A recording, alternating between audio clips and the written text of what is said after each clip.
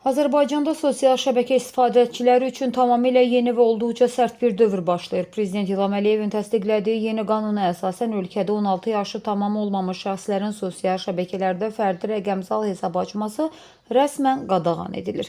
Yeni qaydalara görə sosial şəbəkə provayderləri qeydiyyat zamanı yaş məhdudiyyətinə ciddi nəzarət etməlidir. Bunun üçün şəxsin təkcə yaşını bəyan etməsi kifayət etməyəcək. Yaşın dəqiqləşdirilməsi üçün istifadəçilərdən mobil nömrə, elektron poçt və hətta bank kartı məlumatı tələb olunacaq.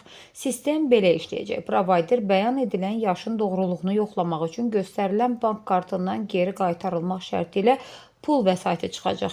Yalnız yoxlama uğurla başa çatdıqdan sonra 16 və daha yuxarı yaşda olan şəxslərə profil açmağa icazə veriləcək. Qanun 16-18 yaş arası yeniyetmələrə fərqli yanaşır. Onların sosial şəbəkədə görəcəyi reklamların dairəsi, baxacağı məzmunlar və ən əsası şəbəkədə keçirəcəyi saatlar birbaşa valideynləri tərəfindən idarə olunacaq.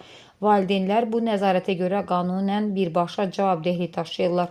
Sosial şəbəkə platformaları istifadəçilərin davranışlarını mütəmadi təhlil edəcək. Yaşla bağlı hər hansı bir əsaslı şübhə yaranarsa, təkrar yoxlama aparılacaq və yalan danışan şəxsin hesabı dərhal bloklanacaq. Toplanan fərdi məlumatlar isə reklam məqsədi ilə saxlanıla bilməz. Yoxlama bitən kimi dərhal silinməlidir. Uşaqların həyatına və mənəviyyatına təhlükə yaradan zərərli məzmunlara qarşı platformalar fasiləsiz rəqəmsal həllər tətbiq edilməlidir.